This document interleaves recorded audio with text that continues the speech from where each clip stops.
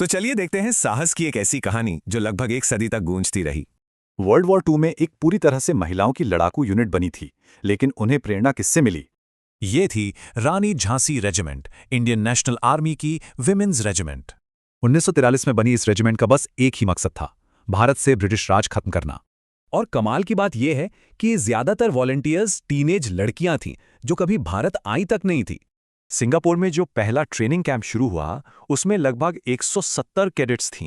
तो सवाल ये है कि आखिर ये रानी झांसी थी कौन जिन्होंने इस मॉडर्न आर्मी को प्रेरित किया?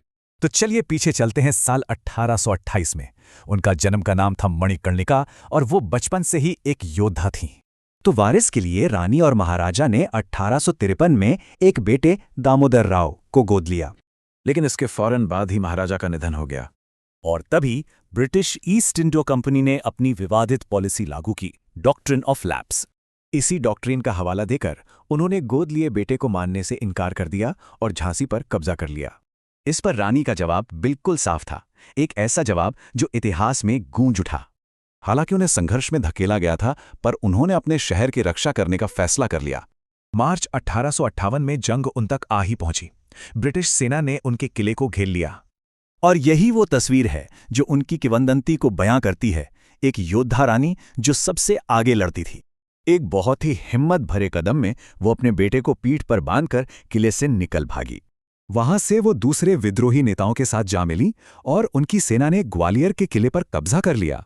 लेकिन इसे बचाने की जंग में रानी लक्ष्मीबाई बुरी तरह घायल हो गईं और वीर गति को प्राप्त हुईं। उनके दुश्मन जनरल रोज ने भी इन मशहूर शब्दों से उनकी बहादुरी का लोहा माना।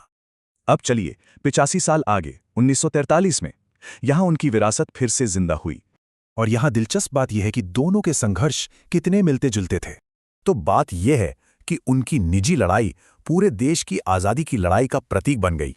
तो आखिर में ये एक अहम सवाल है, एक इंसान का साहस कितनी पीढ़ियों को प्रेरणा दे सकता है?